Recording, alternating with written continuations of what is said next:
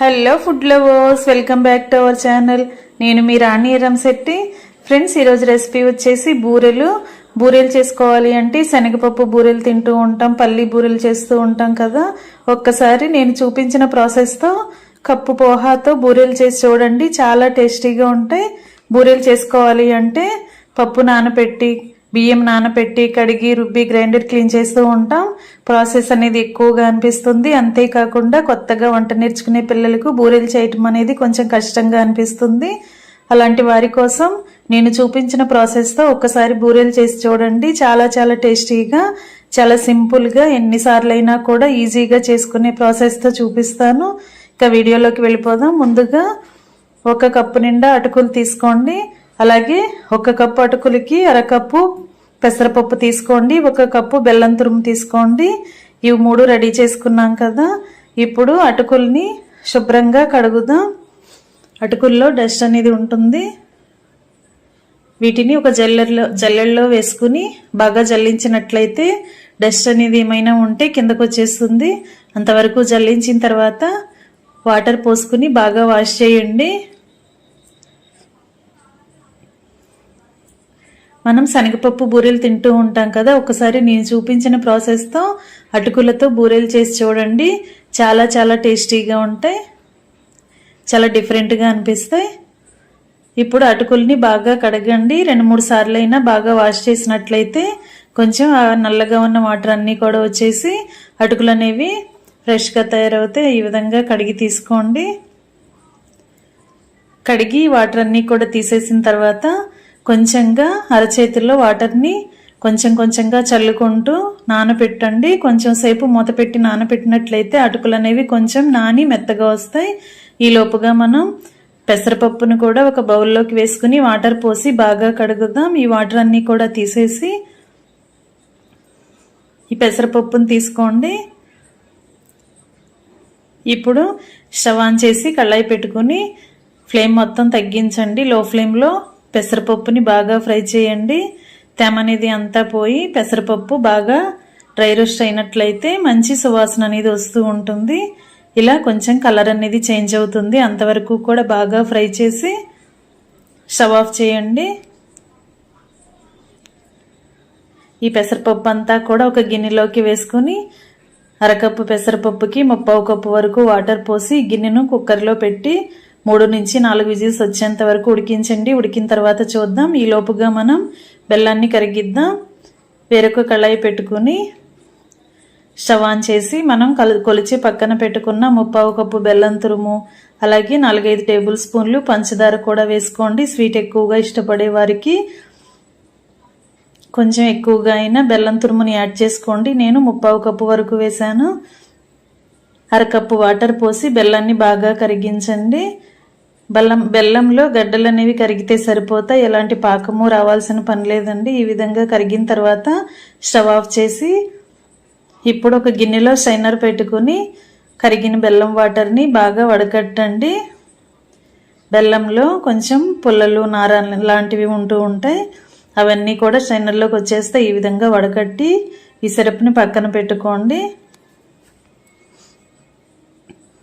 ఇప్పుడు stove on చేసి కళాయి పెట్టుకోండి. 1 టేబుల్ స్పూన్ నెయ్యి వేసుకుని డ్రై ఫ్రూట్స్ని ఫ్రై చేసుకుందాం. ముందుగా సన్నగా తరిగిన కొబ్బరి ముక్కలు, ఎండు కొబ్బరి ముక్కలు వేసుకోండి. ఎండు కొబ్బరి ప్లేస్లో పచ్చి కొబ్బరి ముక్కలైనా కూడా ఇదే విధంగా నేతిలో బాగా ఫ్రై చేసినట్లయితే, కొంచెం కలర్ చేంజ్ అయ్యేంత వరకు ఫ్రై చేసినట్లయితే కొబ్బరి ముక్కలు అనేవి మంచి సువాసన వస్తాయి.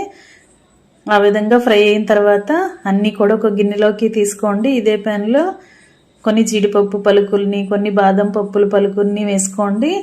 డ్రై ఫ్రూట్స్ని ఏమైనా కూడా యాడ్ చేసుకోవచ్చండి. తర్వాత కిస్మిస్ని కూడా, ఎండు ద్రాక్షని కూడా యాడ్ చేసుకుని ఇవన్నీ కూడా బాగా ఫ్రై అయ్యేంత వరకు ఫ్రై చేసుకోండి.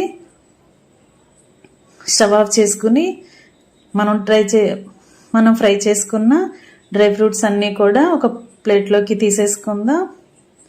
ఇప్పుడు 4 నుంచి 5 విజిల్స్ వచ్చిన తర్వాత పప్పుని ఇలా పప్పు గుత్తితో లైట్గా మ్యాష్ చేసుకోండి. మరీ ముద్దపప్పులాగా కాకుండా కొంచెం పలుకులు కానీ ఉండేలా మ్యాష్ చేసుకుని స్టవ్ ఆన్ చేసి కళాయి పెట్టుకోండి. ఇప్పుడు మెదుపుకున్న పెసరపప్పుని కళాయిలో వేసేసుకుని అలాగే వడగట్టుకుని పెట్టుకున్న బెల్లం సిరప్ను కూడా కళాయిలో వేసేసుకుని మనం శుభ్రంగా వాటర్తో కడిగి ఒక 10 నిమిషాలు నానబెట్టిన అటుకుల్ని కూడా కళాయిలో వేసేసుకుందాం. ఇవి మూడు కూడా బాగా కలిసేంత వరకు గరిటెతో కలపండి. పెసరపప్పు అలాగే బెల్లం సిరప్ అలాగే అటుకులు కూడా మొత్తం అన్నీ బాగా కలిసిపోయి బాగా ఉడుకుతూ పాకం అనేది చిక్కబడి ముద్దలాగా స్వీట్ అనేది దగ్గరగా ఉడకాలి. అంతవరకు కూడా ఉడికిద్దాం. గరిటెతో కలుపుకుంటూ ఎప్పటికప్పుడు ఇలా కలుపుకుంటూ ఉడికించండి. అడుగున అంటుకుపోకుండా కలుపుతూ ఉడికించండి.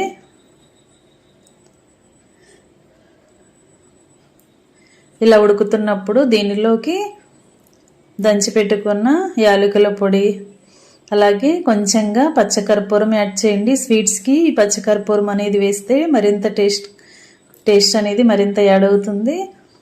యాలకుల పొడి పచ్చకర్పూరం అంతా కూడా స్వీట్లో కలిసేంత వరకు బాగా కలపండి. పచ్చకర్పూరం అనేది బాగా తగ్గించి వేసుకోండి. చిటికెడు మాత్రమే వేసుకోండి. ఇప్పుడు 2-3 టేబుల్ స్పూన్లు నెయ్యి వేసుకోండి. అలాగే నెయ్యిలో ఫ్రై చేసుకున్న డ్రై ఫ్రూట్స్ కొబ్బరి ముక్కలు అన్నీ కూడా వేసేసుకుందాం.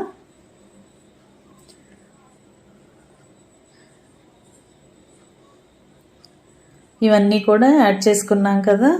ఇప్పుడు స్వీట్ని బాగా ఉడికిస్తూ వాటర్ అనేవి ఏమీ లేకుండా స్వీట్ అనేది ముద్దలాగా గట్టిగా ఉడకాలి, దగ్గరగా ఉడకాలి. అంతవరకు కూడా ఉడికించండి.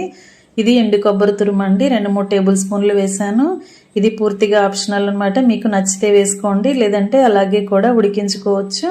ఎండు కొబ్బరి వేస్తే మనం పూర్ణాన్ని తింటున్నప్పుడు టేస్ట్ అనేది బాగా తెలుస్తుంది. అలాగే చిటికెడు సాల్ట్ కూడా వేసుకోండి. స్వీట్స్కి సాల్ట్ అనేది యాడ్ అయితే టేస్ట్ మరింత పెరుగుతుంది. కొంచెంగా సాల్ట్ కూడా వేసుకుని ఇలా ముద్దలాగా ఉడికిన తర్వాత స్టవ్ ఆఫ్ చేసుకుని పక్కన పెట్టి చల్లారనిద్దాం. ఈ లోపుగా మనం లోపల పూర్ణానికి అటుకుల స్వీట్ని రెడీ చేసాం కదా. ఇప్పుడు పై పూర్ణానికి రవ్వని ఉడికిద్దాం. మనం ఏ కప్పుతో అయితే అటుకులు తీసుకున్నామో అదే కప్పుతో కప్పు నిండా ఉప్మా రవ్వ వేసుకోండి. సూజీ రవ్వ అంటాం కదా. ఆ కప్పు రవ్వని కూడా కళాయిలో వేసుకుని 1 కప్పు చిక్కటి పాలు 1 కప్పు నీళ్లు పోసుకోండి. ఈ పాలు నీళ్లలో రవ్వ అనేది బాగా కలిసేంత వరకు గరిటెతో కలపండి. అలాగే 2-3 టేబుల్ స్పూన్లు పంచదార కూడా యాడ్ చేయండి.